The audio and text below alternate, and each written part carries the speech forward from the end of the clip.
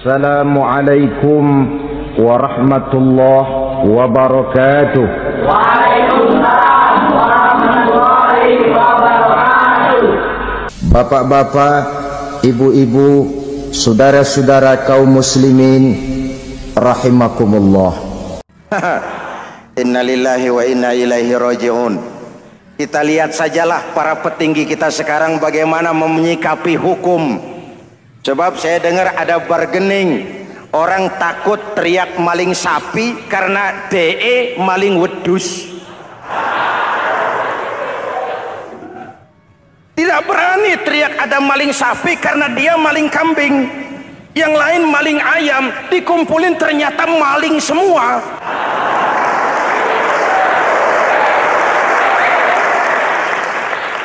Muhammadin wa ala alihi wa sahbihi ajma'in, amma ba'du. Hadirin hadirat ma'asyiral muslimin yang saya cintai, ada sebuah cerita pendek. Seorang pengendara sepeda motor ditangkap oleh Pak polisi, lalu diperiksa. Ini motor siapa? Pinjam Pak. Helm? Pinjam. SIM? Pinjam. Kata Pak polisi, tidak boleh begini. Marah yang naik sepeda motor. Pak polisi bagaimana? Kok tidak boleh? Yang punya saja bilang boleh.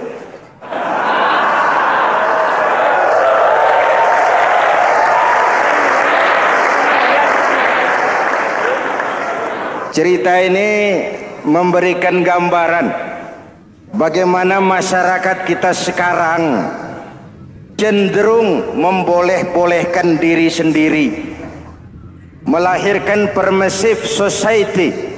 Masyarakat serba boleh dengan ukuran sakarepe dewe. Itu sebabnya agama diturunkan. Dalam contoh yang indah, Rasul memberikan gambaran bahwa Islam ini bagaikan sebuah bangunan yang komponen pokoknya 5. Bunyal Islamu ala khamsin. Islam dibangun di atas 5 komponen pokok. Jadi kalau Islam ini ibarat bangunan, unsur penunjang pokoknya itu 5. Mari kita analogkan Islam dengan bangunan. Kalau saudara akan membangun rumah, sebelum pasang tiang, pasang genteng, pasang jendela, apa yang lebih dulu dibangun? Fondasi. Kalau Islam ibarat bangunan, fondasinya adalah syahadatu an la ilaha illallah wa anna muhammadar rasulullah. Ini fondasi. Jikalau kuat fondasi, aman bangunan. Jikalau rapuh fondasi, lentur dan luntur bangunan. Maka kuat atau tidak kuatnya bangunan Islam kita bergantung kepada keyakinan dasar tadi, fondasi. Saya bersaksi tidak ada Tuhan selain Allah, artinya saya tidak akan menyembah kecuali hanya kepada Allah. Orang yang benar fondasinya beres sujudnya. Kalau saya yakin tidak ada Tuhan selain Allah, saya tidak akan minta rezeki kecuali hanya kepada Allah. Orang yang benar fondasinya, giat bekerjanya, jauh dari tipu menipu, jauh dari renten, jauh dari riba, jauh dari korupsi, jauh dari judi. Keyakinan memberikan warna terhadap bentuk kepribadian. Kalau saya yakin tidak ada Tuhan selain Allah, saya tidak akan pernah takut kecuali hanya kepada Allah. Saya tidak akan melarikan persoalan kecuali hanya kepada Allah. Saya tidak akan menggantungkan hidup kecuali hanya kepada Allah. Saya tidak akan minta tolong kecuali hanya kepada Allah. Meresap ke dalam jiwa. Untuk keyakinan seperti ini, orang-orang tua kita dahulu berlinang air mata, bersimbah darah, bahkan berkorban nyawa, melaksanakan hijrah untuk mempertahankan keyakinan. Ini intan paling mahal dan ini mutiara paling berharga. Zaman boleh berubah, tapi pondasi tidak boleh goyah. Masa boleh berganti, tapi pondasi jangan sampai mati. Karena iman kita hidup, untuk iman kita berjuang, dan dalam iman kita ingin kembali menghadap Allah Subhanahu. Masih ingat cerita tentang Bilal? Masih? Mengulang kaji saja. Bilal itu budak sahaya. Ketika masuk Islam, dipanggil oleh majikannya. Bilal, iya bos. Saya dengar kamu masuk Islam ya? Iya bos. Kok berani-beraninya kamu masuk Islam? Memangnya kamu budak siapa Bilal? Iya budak bos. Bos. Kamu kerja sama siapa? Sama bos. Bos. Yang gaji kamu siapa? Ya bos. Nah, kamu kan ngerti Bilal.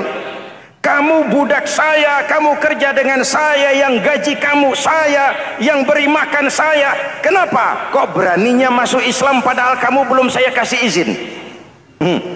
Bos, bos boleh beli badan saya, tapi jangan mimpi bisa membeli jiwa saya.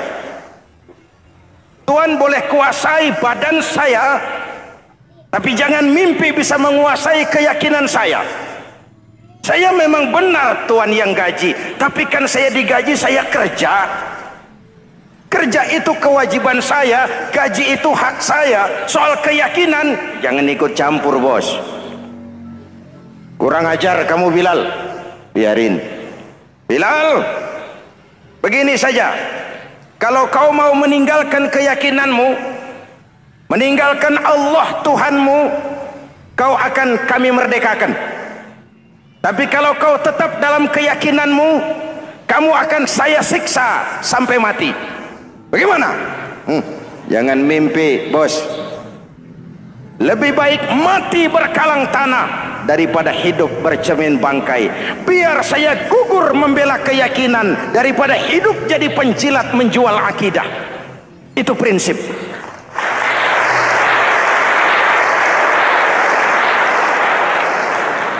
Gendeng kamu. Ayo siksa. Tangannya diikat, dihimpit dengan batu berat, dijemur dengan terik matahari padang pasir, terkelupas kulitnya, mengalir darah dari sekujur badannya, pecah bibirnya. Ayo Bilal, tetap bertuhan Allah dan kau akan mati di sini, atau kembali ke agama lama, kau jadi merdeka. Dari bibir yang pecah itu cuma keluar Allahu Ahad. Bilal budak badannya, merdeka jiwanya, maka namanya ditulis dengan tinta emas dalam sejarah. Kita zaman sekarang merdeka badan kita, tapi sering budak mental dan jiwa kita, maka sejarah tidak pernah mau mencatat kita.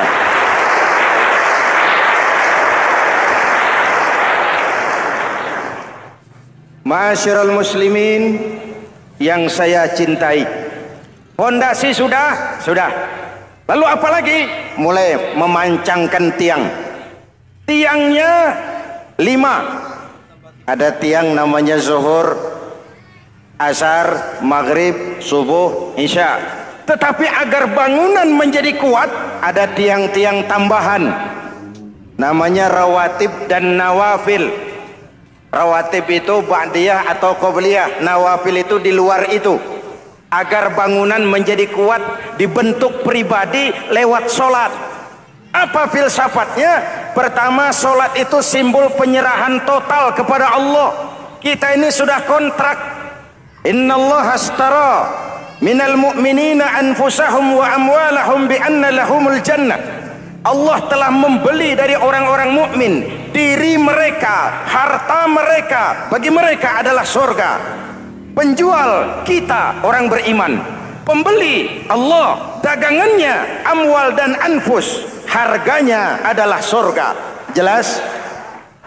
Penyerahan total itu dimulai dengan takbiratul ihram. Shalli fardal isya, Allahu akbar. Arahkan mata ke tempat kita sujud.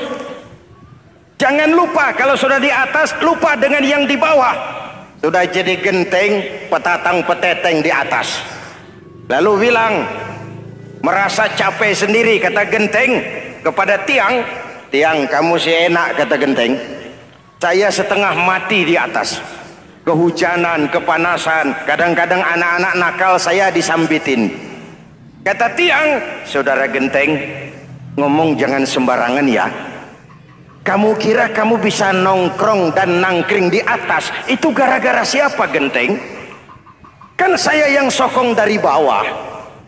Kamu jadi pejabat tinggi, jadi anggota ini, anggota itu. Kami rakyat yang angkat. Jangan sudah di atas kami ditekan. Jangan agama dijadikan topeng untuk kepentingan pribadi. Berpolitik untuk kepentingan agama, ayo. Tapi menjual agama untuk kepentingan politik, itu yang merusak agama.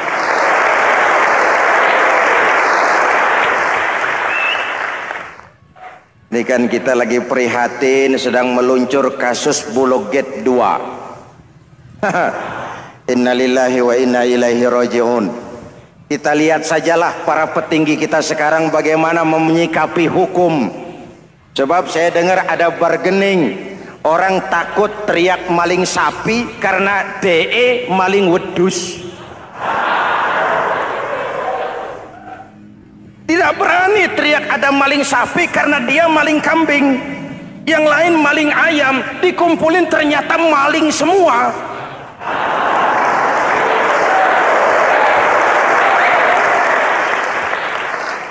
Hadirin yang saya hormati, ini melukai rasa keadilan. Oleh karena itu sholat mengajarkan kepada kita, dalam posisi berdiri, lihat tempat sujudmu. Jangan menteleng terus ke atas, lalu lupa dari mana kita berangkat.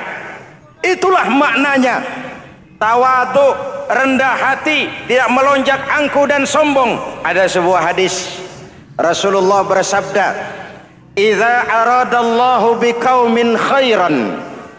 Apabila Allah menginginkan kebaikan kepada satu bangsa, apabila Allah menginginkan kebaikan kepada satu kelompok rakyat, walla alaihim khulama'uhum, maka yang naik jadi pemimpin adalah orang-orang yang santun, orang-orang yang lemah lembut, bukan orang yang menggunakan kekerasan dan tiran.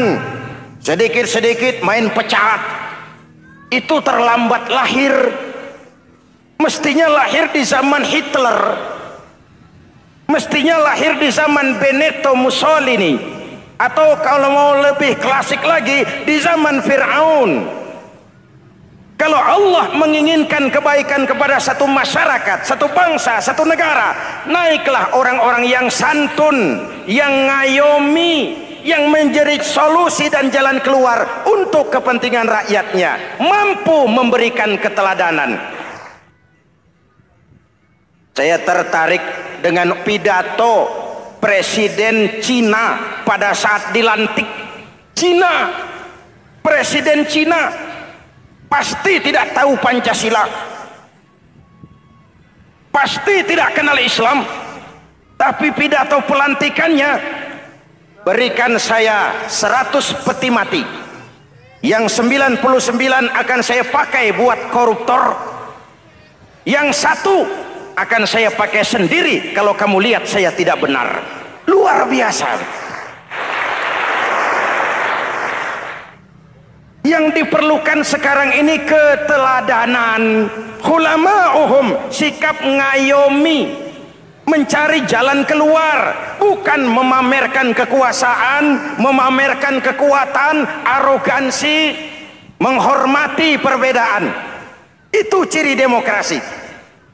Lalu waqadha bainahum ulama'uhum, yang memutuskan hukum adalah pakarnya, ulamanya.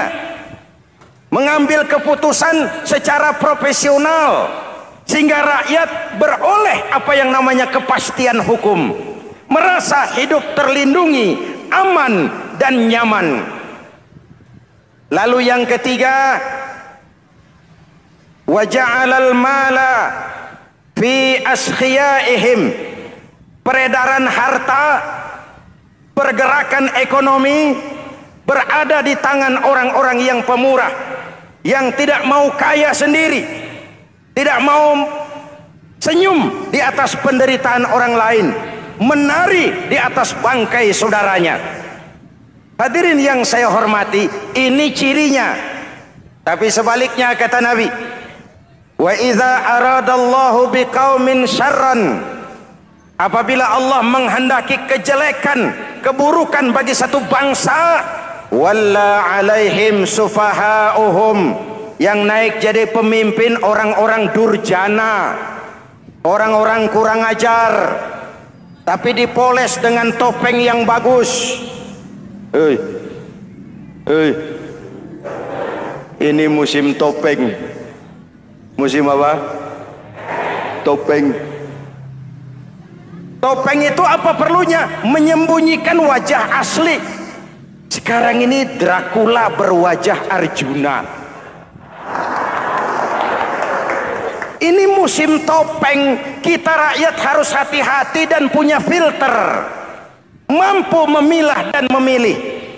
Walla alaihim sufahauhum wa qada bainahum juhaluhum, yang memutuskan hukum, yang mengambil keputusan orang-orang bodoh.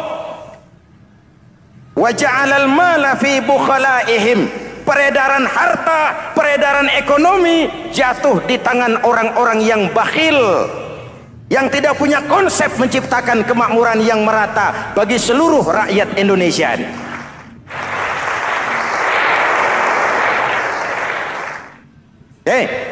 Kita kembali kepada tiang. Ini kan lagi cerita tiang tadi ya. Kalau sedang berdiri, lihat tempat sujud, jangan menteleng terus ke atas. Terserang penyakit tamak bin rakus alias serakah. Nah, selesai. Anggota badan yang paling terhormat ini kepala. Ketika sujud, sama rendahnya dengan telapak kaki. Allahu Akbar, yang besar cuma Allah. Apa bedanya saya dengan saudara? Tidak ada, kecuali saya ngomong saudara dengerin. Kita sama-sama beribadah, sama-sama mencari nilai tambah di hadapan Allah. Apa saya lebih penting dari saudara? Belum tentu. Apa saya lebih hebat dari saudara? Belum tentu. Perasaan lebih penting, lebih hebat, lebih jago setan. Jelas? Ayo tundukkan kepala, dia sama rendahnya dengan telapak kaki kita. Yang besar cuma Allah. Allahu Akbar.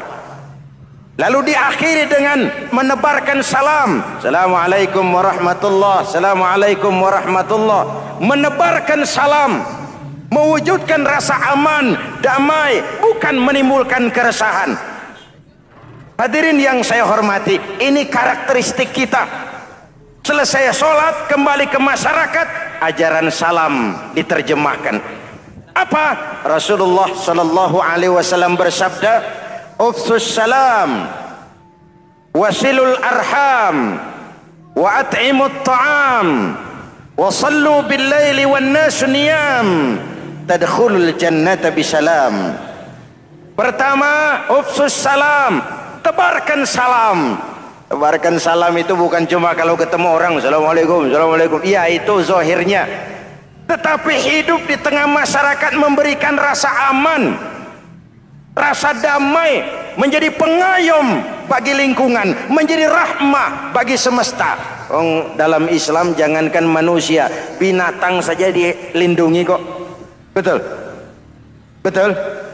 Coba kalau belajar istinja itu kan makruh buang air kecil di tanah yang berlubang. Kenapa? Pertama, melindungi binatang yang ada dalam lubang. Siapa tahu di lubang yang saudara kencingi ada semut sedang rapat. Membahas Bologet jilid 2. Apa dosanya lalu mati dikencingi? Ini namanya rahmatan lissemut. Binatang saja dilindungi. Ada hadis, kalau kamu menyembelih hewan, sembelilah dengan cara yang terbaik.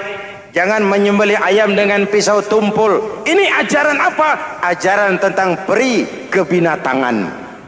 Rahmatan, memberikan rahmah, salam, keselamatan dan kedamaian kepada masyarakat lingkungan. Itu misi seorang muslim.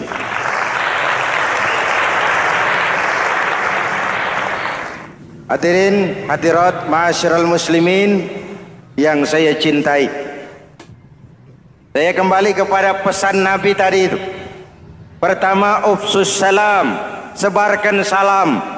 Sekarang ini kan yang banyak sebarkan isu, sebarkan fitnah, hancurkan nama baik orang, hantam orang di mana-mana. Padahal yang diajarkan ufsus salam, sebarkan perdamaian, bukan permusuhan. Cari kebenaran, bukan kemenangan.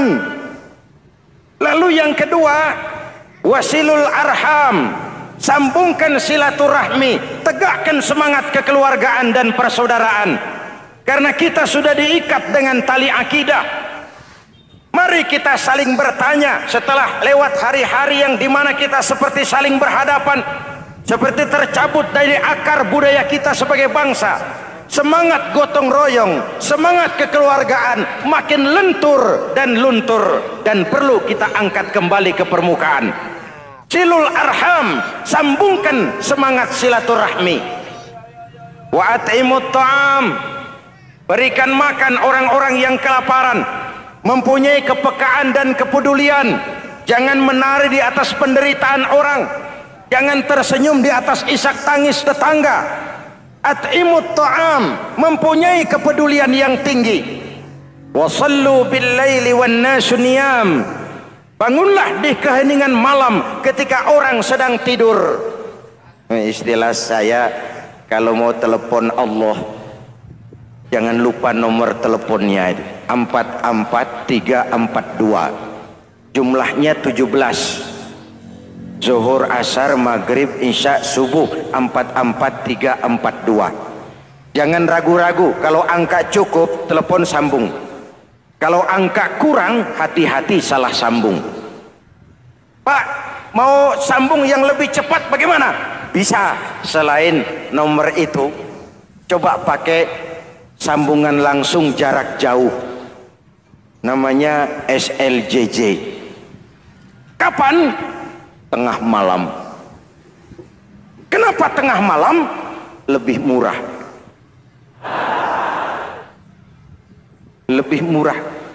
Saluran kosong, telepon jarang yang pakai, orang banyak tidur.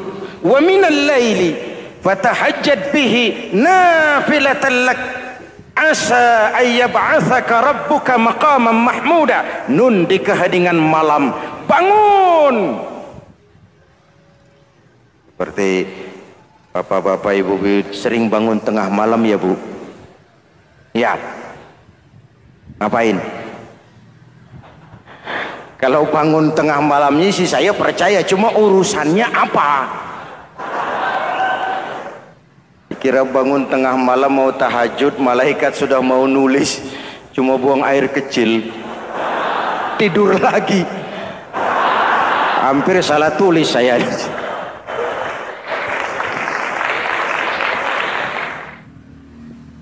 Baik, fondasi sudah Pak, tiang siap, lalu apa lagi? Nah, rumah itu supaya ada batas, perlu pagar, dinding, tembok.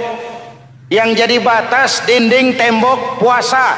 Asyamu junnatun, puasa adalah dinding, benteng yang menyelamatkan manusia jangan sampai menyentuh wilayah lain. Ada batas-batas dan norma yang diindahkan. Selesai, tembok, dinding, selesai. Pagar, selesai. Lah rumah itu supaya bersih, kan harus ada kamar mandi, jendela, pintu, yang fungsinya membersihkan zakat. Kalau dia zakatul mal, dia bersihkan harta kita. Kalau dia zakatul fitrah, dia bersihkan jiwa kita. Kalau dia zakatul tijarah, dia bersihkan bisnis kita. Kalau dia zakatul ma'adin, dia bersihkan barang tambang kita.